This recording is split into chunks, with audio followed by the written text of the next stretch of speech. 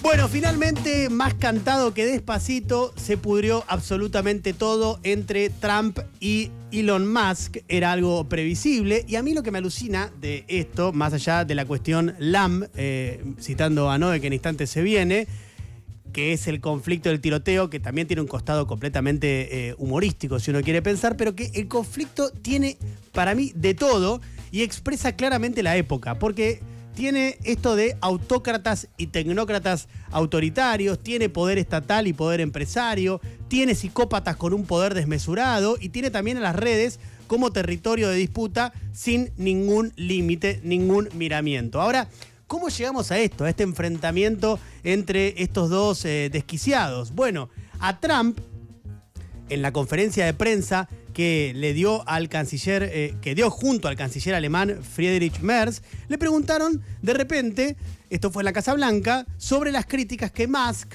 venía haciendo a un proyecto de ley. Ese proyecto de ley se llama One Big Beautiful Big Act, que es básicamente la traducción, un gran y hermoso proyecto de ley. Muy de Donald Trump, este tipo de... Es casi la categoría de porno. Sí, 1116 páginas tiene ese proyecto de ley. En instantes les voy a comentar un poquito de qué se trata.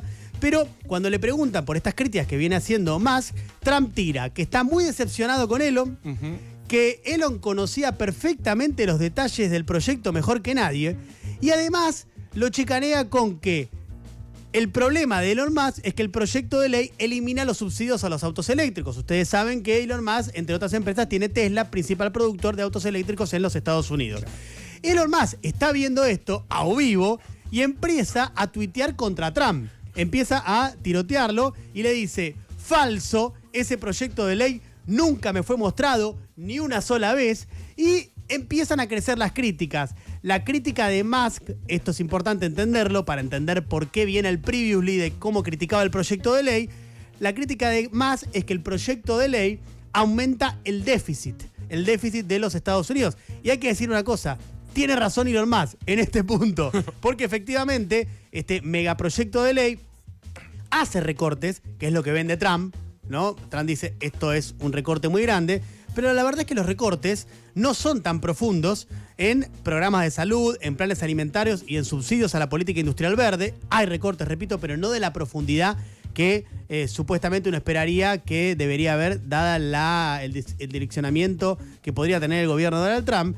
Pero también va de la mano estos recortes, que repito, no son tan profundos, de eliminación y rebaja de impuestos. Por lo tanto, te da que si bajás tanto impuestos y eliminás tanto impuestos y después los recortes no son tan profundos, te da que efectivamente aumenta el déficit. El martes, Elon Musk tuitea, lo siento, pero ya no lo soporto. Este enorme y escandaloso y desmesurado proyecto de ley de gasto del Congreso es una abominación repugnante.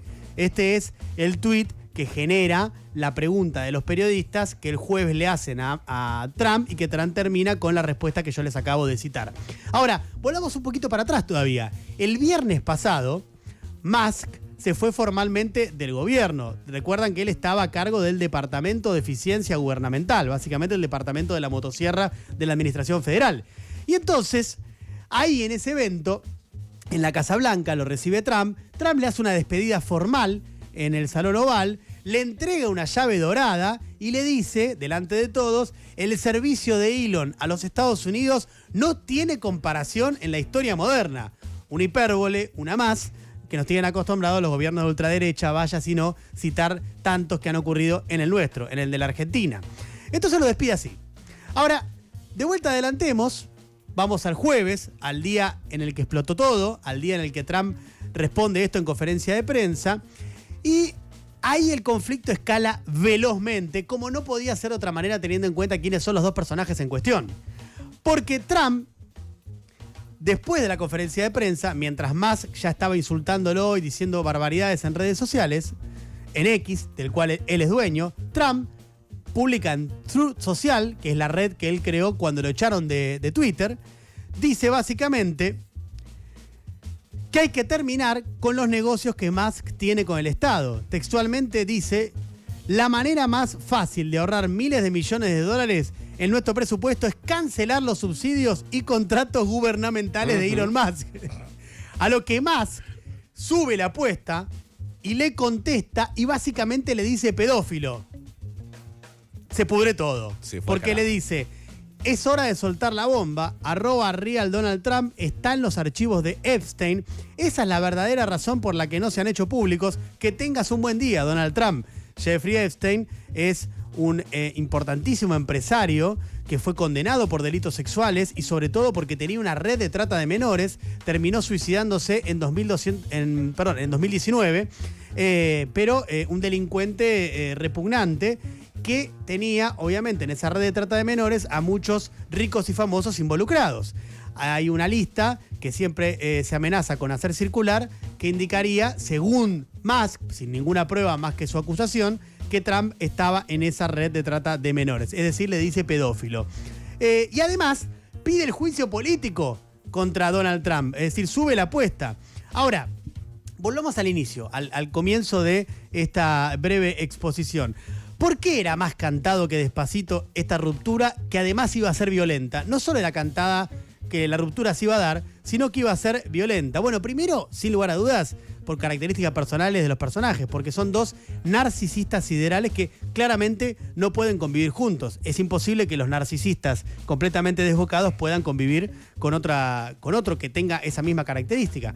Hablando de narcisistas, hay un gran periodista, yo en este caso, que se preguntaba el 21 de noviembre del 2024, ¿cuánto van a tardar en colisionar los egos de Musk y Trump? Bueno, ya está la respuesta, unos meses, ¿no? Quedó en evidencia, quedó claro cuánto era el tiempo que iban a tardar. Ahora, Musk llega al gobierno porque compra el cargo. ¿Por qué digo que compra el cargo? Es el máximo donador de la campaña de Donald Trump por lejos. 250 millones de dólares para la campaña puso. Mirá si no le iban a dar un carguito al bueno de Elon.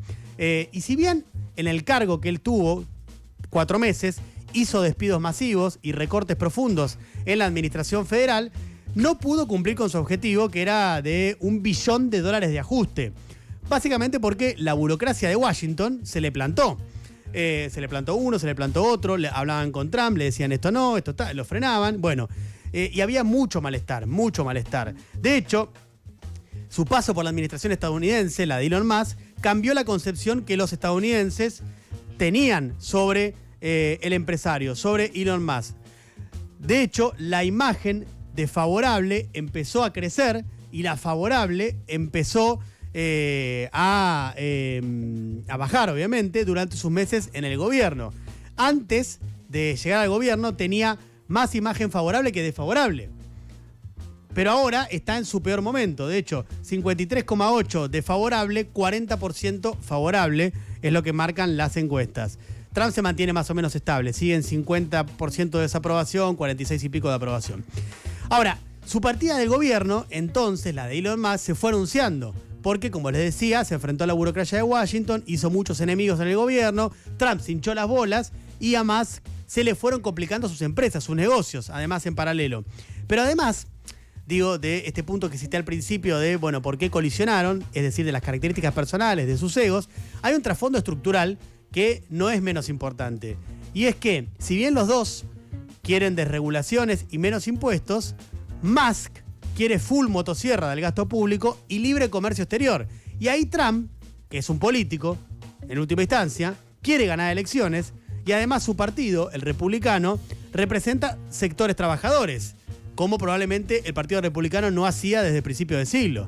Porque esa base se la había comido el Partido Demócrata y ahora esa base se la comió el Partido Republicano al Demócrata. Entonces el tipo no es boludo, sabe que representa sectores trabajadores que lo llevan al poder. Y entonces cortó el gasto público, pero mucho menos de lo que Elon Musk quería al frente de la agencia en la que estaba.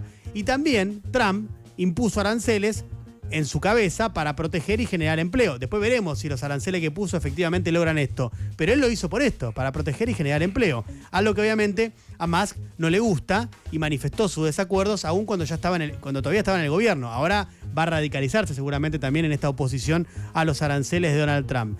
Recordemos, de vuelta, Trump es un político, es presidente. El año que viene elecciones de medio término en los Estados Unidos y Trump quiere retener el control de diputados y senadores para poder profundizar su proyecto político. Ahora, para cerrar, ¿cómo sigue esta pelea entre titanes? Bueno, hay un artículo del New York Times que cuenta que, según una fuente muy cercana a Trump, y cito, los asesores políticos del presidente se están preparando para una posible guerra prolongada contra Musk, en la que los aliados de ambos hombres en tecnología y política se verán obligados a elegir bando. Obligados a elegir bando, básicamente dice el artículo del New York Times, que este asesor presidencial está diciendo, y va a haber que poner los tanques en la frontera, por lo menos para ver cómo sigue la guerra. Es decir, el político más poderoso del planeta contra el empresario más rico y poderoso del mundo. ¿Se va a profundizar efectivamente esta pelea? ¿Qué consecuencias va a tener en caso de que se profundice? ¿Habrá un ganador? ¿Quién? Bueno, toda una serie de preguntas que por ahora no se pueden responder, pero para responder a esta última pregunta sí recurro a un tuit del politólogo Andrés Malamud, que me pareció entre gracioso y cierto, ambas cosas a la vez, y el tuit decía lo siguiente: si la experiencia rusa sirve de guía, autócrata mata plutócrata. Hasta las 12.